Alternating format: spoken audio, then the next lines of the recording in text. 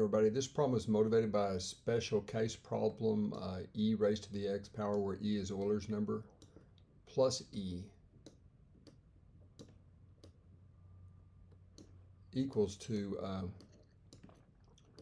e to the exponent of x plus 1. And I saw this at SyberMath site where he seemed to emphasize that e was important. E is not important at all, it's just the structure. So I'm going to prove a special case for it and then the solution of this will follow. Now, so we assume b is greater than 0. That's normal for base. You can have a base between 0 and 1 if you want. I don't think it affects the validity of this proof.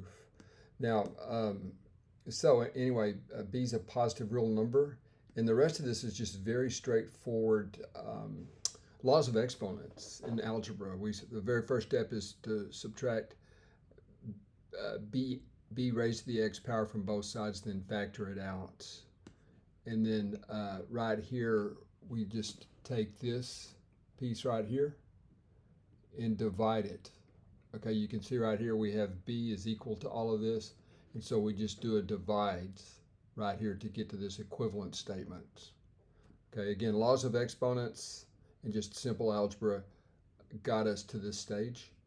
Now, also, the next property that we use is the property that says logarithm of a particular base and the corresponding exponential or inverse functions of each other. So log base b of b raised to any power, I'll use x, is equal to x.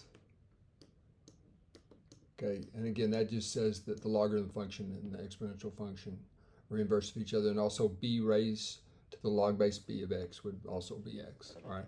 Now, so that's what happened here. We took log base b of both sides right here, got this statement, and now another property that's pretty popular is the one that says if you have any log of any quotient, the log of a quotient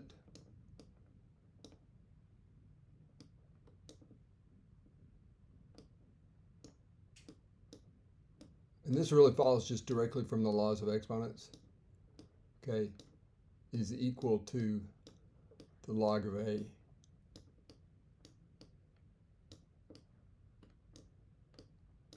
minus the log of b. And again, that follows just from the subtraction property of exponents. A log is an exponent, remember. Okay, so that's what happened right here. That's where we got this the statement right here. We directly applied this result. Okay. Now, again, log base b, you can think of this as b raised to the first power right here.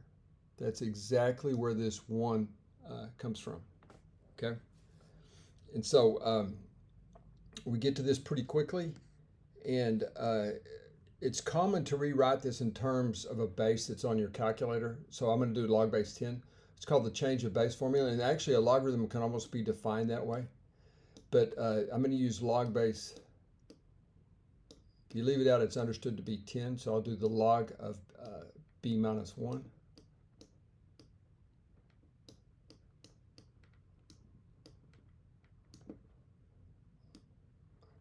Over, and again, it's log base 10. You could use natural log. It's a button on your calculator also.